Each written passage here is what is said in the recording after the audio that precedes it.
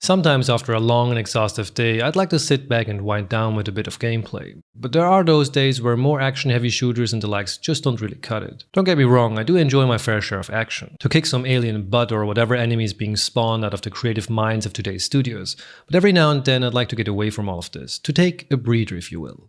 By now, the world has seen its fair share of casual relaxation simulators, ranging from actual games to more obscure meditative experiences that borderline on human experimentation. Games like Abyssrium, for example, seem relaxing and fun at first, but are passive stress factories in disguise, promoting relief through artificial success mechanisms, something we see in almost every game these days.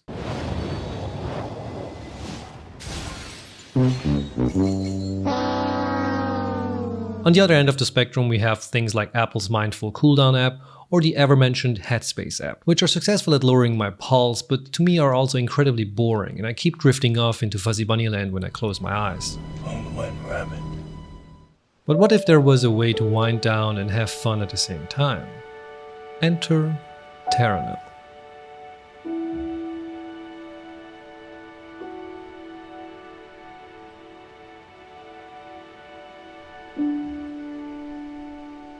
Terra Nil is an unlikely product coming out of the house of Free Lives, a developer best known for such therapeutic manliness simulators as Broforce or Genital Jousting, the latter of which is a truly remarkable experience that must be shared amongst all your peers, whether you played it or not.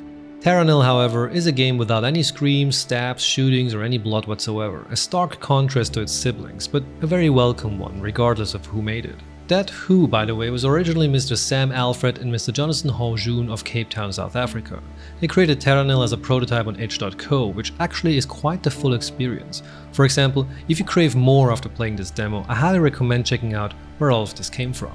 I would suggest grabbing it before it's gone though, as the availability might change once the commercial version has been released. It's technically free, but with all things like this, I'd advocate giving the creators a little kickback to show your appreciation. The most notable difference between the prototype and the version we have right now is the 16-bit look versus the painterly style, which according to Sam was inspired by the great works of Studio Ghibli.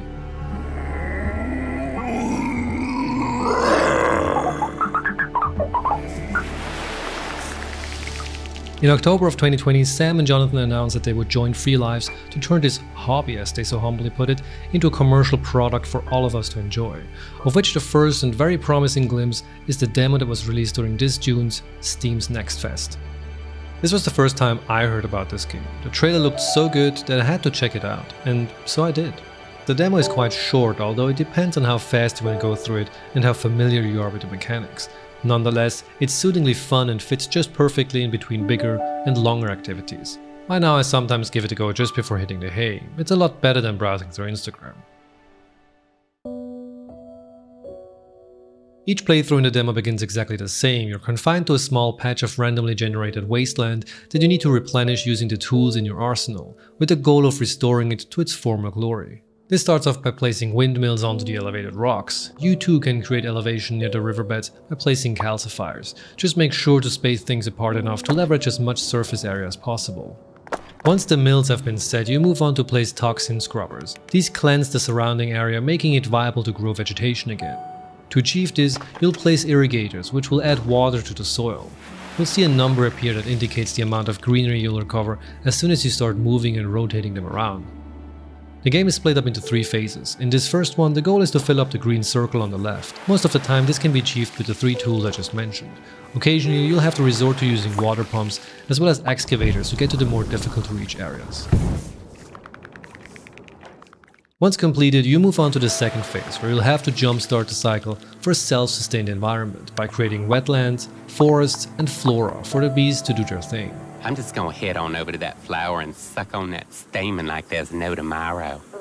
Wetlands are created using hydroponiums, which replace the irrigators we set up earlier, but only those close to the water are eligible for a conversion. For the forest, you'll have to get a bit crafty. In order to plant trees, the area has to be torched using solar amplifiers and desiccators in conjunction. But beware, if you have nothing stopping the fire, it'll spread and cover an area that might be larger than what you required.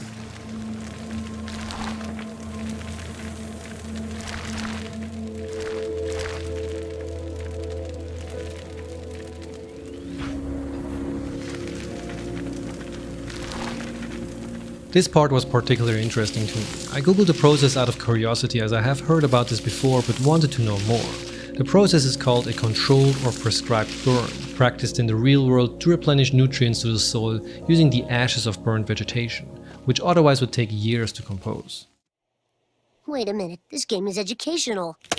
That'll teach you to teach me. Anyway, once completed, we arrive at the third and final phase. At this point, you have most of the land rejuvenated. Although I never managed to fill every nook and cranny, I'm sure the more crafty and dedicated players amongst you will achieve this in no time.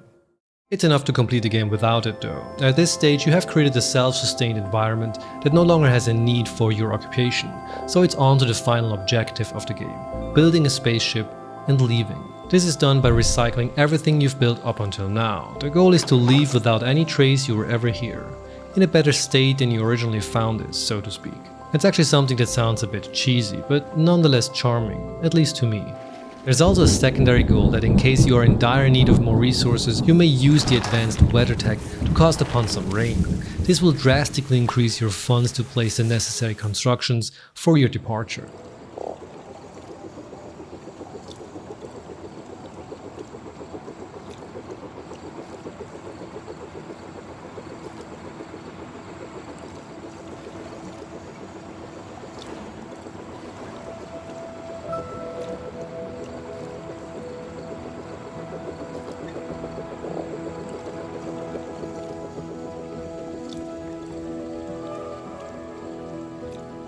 And that's it, there's nothing more to it. There are of course additional tools you can use to play around, but I'll leave the discovery of those to you. The rest is just that simple, but that's what makes this short but enjoyable ride so worthwhile in my opinion. There aren't hundreds of activities or unnecessarily large amounts of quests or little goals to track. To me, this simplicity was exactly what I was looking for, next to the very pleasing sound and visual effects. But most importantly, there are no loot boxes.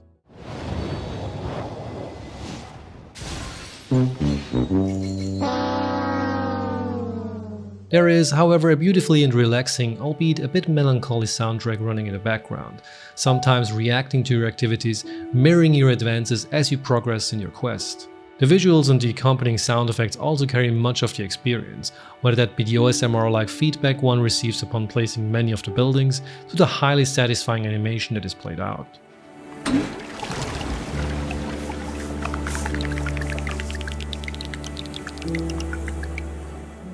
Those shouldn't be taken lightly, by the way. I've managed to run into a few dead ends on my earlier playthroughs, as you'll never get one redo, just one. If you do manage to navigate yourself into a corner, you're left with the choice of restarting the chapter or the entire level altogether, which is still a lot better than its true-life counterpart.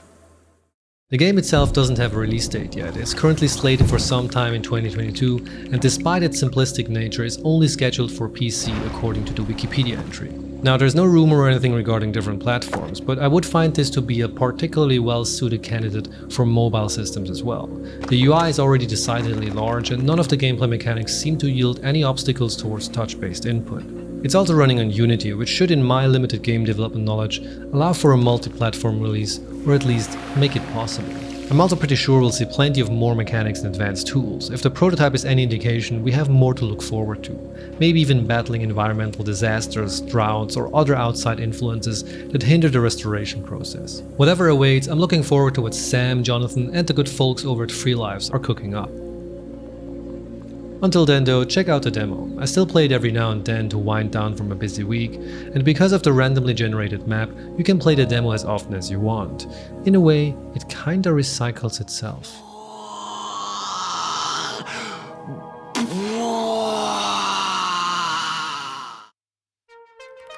Hey, thanks for watching. If you're thinking, did I just watch a review of a 20-minute game demo on Steam? Yes you did. Anyway, thanks for watching. The next one is going to be about something you can type on again. So, see you then. Bye.